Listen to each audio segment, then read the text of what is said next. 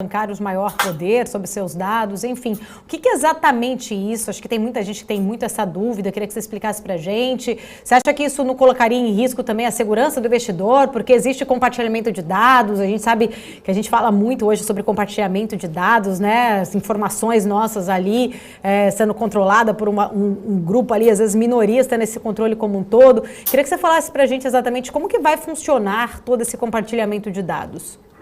Legal, adoro o tema.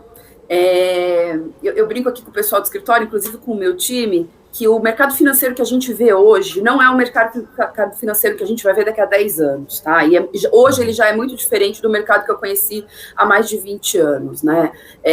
O que você está vendo hoje do ponto de vista de existência de regulamentação, criação de fintech, instituições de pagamento e o próprio Open Banking são quebras enormes de paradigma do ponto de vista de regulação e do ponto de vista da vida cotidiana dos poupadores, investidores e dos cidadãos brasileiros, né?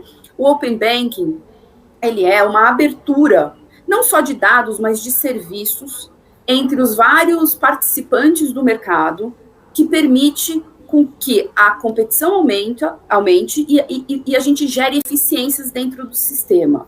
Então, quando você pensa em você, né, eu, Renata, cidadã, que tem uma conta em algum banco específico, e as informações que eu tenho nesse banco ficam depositadas exclusivamente nesse banco, na medida em que, por exemplo, eu peço um empréstimo lá, e eu não tenho como eventualmente acessar outros bancos, ou mais do que isso, ainda que eu acesse um outro banco, esse outro banco que não me conhece, não tem acesso direto a esse depósito de informações que eu tenho no meu relacionamento passado, fica muito difícil com que eu consiga, por exemplo, um empréstimo mais atrativo num outro banco, né? Então, olhando esse exemplo simples, o Open Banking, ele desconstrói essas barreiras e ele permite com que eu, cidadã, permita esse compartilhamento de dados para tornar a minha vida mais eficiente no momento em que eu quero eventualmente consumir um produto.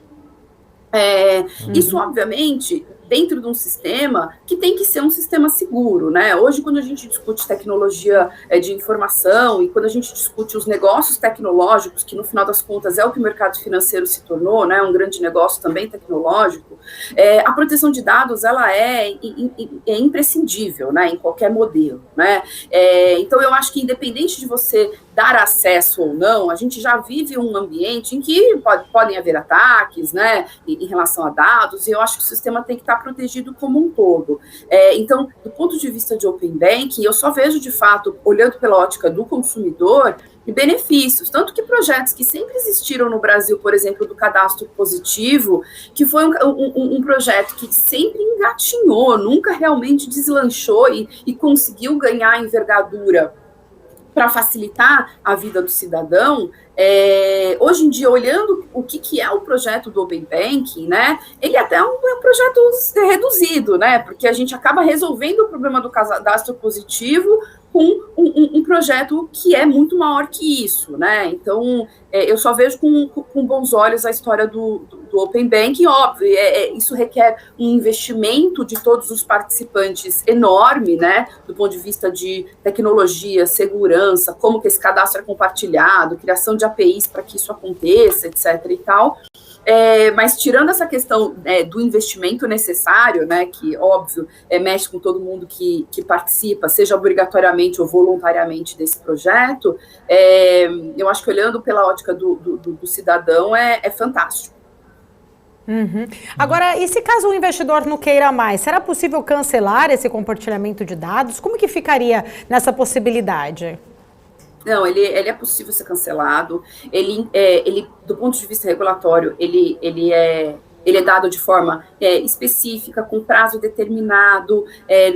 Você também não pode dar um assédio geral e restrito. Então, existe dentro da regulamentação, o regulador, ele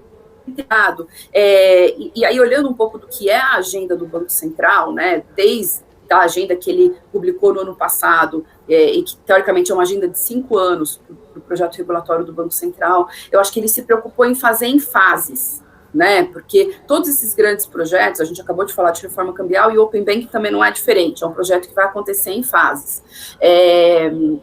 ele trouxe os requisitos iniciais, a forma como o consentimento tem que ser dado, para depois você começar a compartilhar dados, para depois você compartilhar serviços. Os participantes, eles não entram todos necessariamente na mesma fase. Então, eu acho que da forma como foi estruturado, permite com que o cidadão também se acostume aos poucos a testar o seu conforto dentro do compartilhamento e do projeto, ao passo em que o regulador ele vai olhando a evolução de cada uma dessas fases e pode fazer ajustes no caminho e trazer o mercado para um cumprimento talvez mais suave desses marcos regulatórios. Uhum. Agora, só para a gente finalizar esse tema, mas só para eu entender, e quem se responsabilizaria em caso de fraudes, por exemplo? Os próprios participantes do sistema.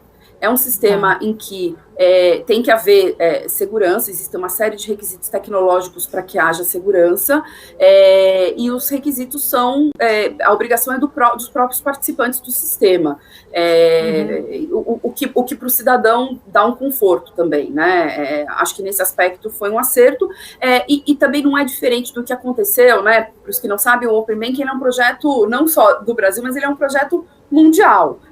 Cada país no mundo implementou e está implementando o Open Banking de acordo com peculiaridades locais, né? A gente tem aqui a nossa jabuticaba, que é o nosso Open Banking com as nossas peculiaridades.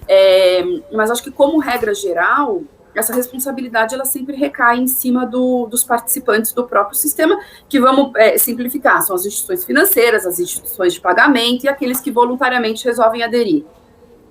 Uhum. Bom, queria trazer o Marco aqui. Marco, você tem alguma pergunta sobre esse assunto aqui para Renata? Renata, só para